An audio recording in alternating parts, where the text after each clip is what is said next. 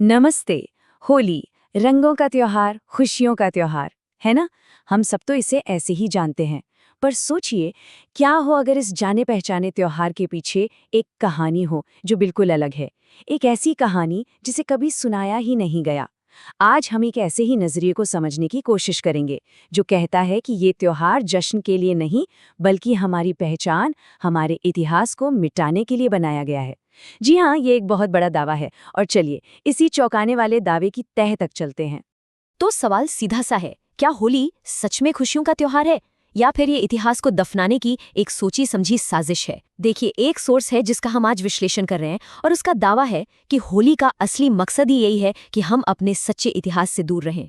ये कोई छोटा मोटा आरोप नहीं है, ये बहुत बड़ा इल्जाम है।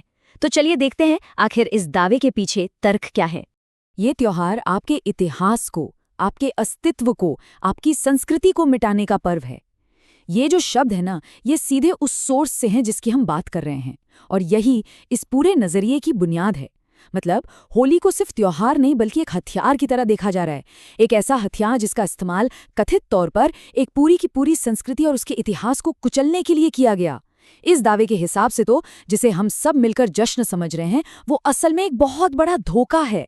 तो इस पूरी बहस के सेंटर में कौन है? एक किरदार, होलिका। जी हाँ, वो ही होलिका जिन्हें हम सब अपनी कहानियों में एक विलेन, एक खलनायिका के तौर पर जानते आए हैं। लेकिन ये जो दूसरा नजरिया है ना, ये हमें सुनाई गई कहानी को पूरी तरह से 180 डिग्री पर पलट देता है। और ये एक सवाल खड़ा करता है, क्या होलिका वाकई में एक राक्षसी थी या फिर वो इतिहास की सबसे बड़ी शिकार थी? तो यहाँ देखिए, दो बिल्कुल अलग तस्वीरें हैं आमने सामने। एक तरफ है वो पारंपरिक कहानी जिसमें होलिका एक दुष्ट राक्षसी है, और दूसरी तरफ है इस सोर्स का दावा कि वो तो एक दयालु राजकुमारी थीं जिन्हें एक गहरी राजनीतिक साजिश में फंसाकर मार दिया गया। ये जो इतना बड़ा फर्क है ना दोनों बातों में, यही इस पूरी की पूरी वैकल्पिक कहानी की जड़ है। सोचिए, अगर होलिका विलेन नहीं थी तो फिर पूरी कहानी बदल जाती है ना? और यहीं पे ये विश्लेषण एक एक बहुत ही दिलचस्प सवाल खड़ा करता है। सोर्स ये पूछता है कि अच्छा, मान लिया होलिका बहुत बुरी थी, एक राक्षसी थी, तो फिर ये बताइए, होलिका दहन से ठीक पहले उसी समाज में उनकी पूजा क्यों होती है? ये एक ऐसा सवाल है जो सोचने पर मजबूर कर देता है और पारंपरिक कहानी पर एक बहुत बड़ा सवालिया निशान लगाता है। अच्छा, अब बात आती है उस वरदान की, वो कहानी कि होलिका को आग में न जलने का वरदान मिला था। तो ये सॉस इस पूरी कहानी को ही पूरी तरह से खारिज कर देता है। तर्क क्या है? तर्क ये है कि जब राम, कृष्ण, बुद्ध, महावीर जैसे महापुरुषों के शरीर भी पंचतत्व में विलीन हो गए, तो होलिका का शरीर आग से कैसे बच सकता था? ये तो लॉजिकल नहीं लगता। तो इस दैवीय, इस चमत्कारी कहानी को नकारने के बाद ही एक राजनीतिक साजिश की थ्योरी के लिए जगह बनती है। तो फिर असली कहानी क्या है? इस सोर्स के मुताबिक ये कोई देवी देवता या राक्षस की कहानी नहीं है। नहीं, ये एक राज्य को हड़पने की एक बहुत ही क्रूर पॉलिटिकल कॉन्स्पिरेसी है। ये कोई घर का झगड़ा नहीं था, ये एक तख्ता पलट की कहानी थी। तो ये साजिश चली कैसे?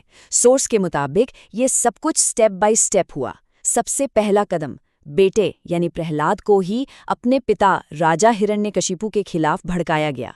दूसरा कदम, राजा को इमोशनली तोड़ने के लिए उनकी बहन होलिका पर हमला करके उन्हें जिंदा जला गया। अब जाहिर है राजा अपनी बहन की मौत से गहरे सदमे में थे, दुखी थे, और बस यही मौका था।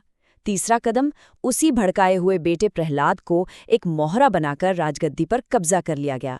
आप देख रहे हैं, एक राजा को तोड़ने और उसके राज्य को हड़पने का ये एक पूरा प्लान था।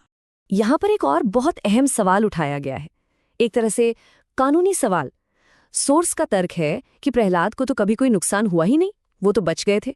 तो फिर क्राइम कहाँ हुआ? जुर्म क्या था? और अगर कोई जुर्म ही नहीं हुआ तो होलिका अपराधी कैसे हो गई? आज का कानून भी तो यही कहता है ना कि जब तक जुर्म साबित ना हो, सजा नहीं हो सकती। तो फिर सदियों से हर साल होलिका को इस तरह से क्यों जलाया जा रहा है? ये कैसी सजा है? तो ये तो हुई इतिहास की बात, लेकिन ये विश्लेषण यहीं नहीं रुकता। अब ये आता है आज के समय पर।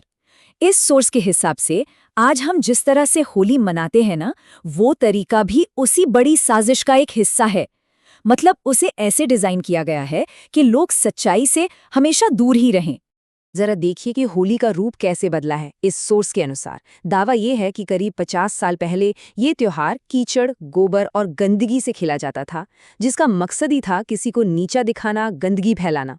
फिर 20-30 साल पहले गंदगी के साथ थोड़े बहुत रंग भी आने लगे। और आज रंग तो हैं, पर उसके साथ साथ बड़े पैमाने पर शराब, अश्लीलता और हिंसा भी जुड़ गई है। मतलब त्योहार का पूरा कैरेक्टर ही बदल गया है।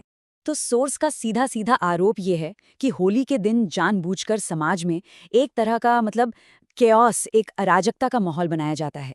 ये जो करोड़ों की शराब बिकती है, जो अश्लील गाने बजते हैं, जो हुड़दंग होता है, ये सब कोई इत्तेफाक नहीं है। ये एक सोची समझी योजना का हिस्सा है।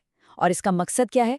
मकसद है लोगों को नशे और हंगामे में इतना डुबो दो कि वो कभी अपने असली मुद्दों पर, अपने सच्चे इतिहास पर सोच ही ना पाएं।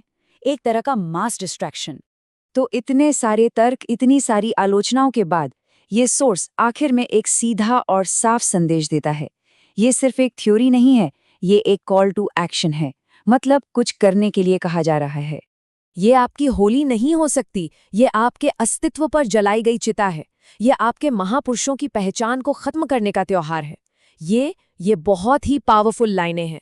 सोर्स का फाइनल मैसेज यही है कि ये त्योहार कोई जश्न नहीं है, बल्कि ये किसी की पहचान पर, किसी के अस्तित्व पर जलाई गई चिता की तरह है। ये बात को बहुत ही पर्सनल और इमोशनल बना देता है, जो सुनने वाले के दिलो दिमाग पर गहरा असर छोड़ने की कोशिश करती है। और आखिर में ये सोर्स अपने फॉलोअर्स को कुछ ठोस कदम उठाने के लिए कहता है। पहला, इस त्योहार का बॉयकॉट करें। दूसरा, रंग और तेज संगीत का इस्तेमाल ना करें। तीसरा, मांस और शराब से दूर रहें। चौथा, कोई भी ऐसा काम ना करें जिससे समाज में गंदगी या अराजकता फैले। और पांचवा, अपने पूर्वजों के प्रति सच्चे और ईमानदार बने। ये एक तरह की गाइडलाइंस हैं उनके लिए जो इस नजरिए से सहमत हैं। तो आखिर में हम सबके सामने यही सवाल आकर खड़ा हो जाता है कि होली क्या है? क्या ये वही है जो हमें हमेशा से बताया गया, यानी बुराई पर अच्छाई की जीत का जश्न? या फिर इस सोर्स के दावे के मुताबिक ये एक दफन कर दिए गए इतिहास की एक दर्दनाक सालाना याद है? अब इस पूरे वैकल्पिक नजरिए को समझने के बाद ये सवाल अपने आप में बहुत कुछ सोचने पर मजबूर कर देता है।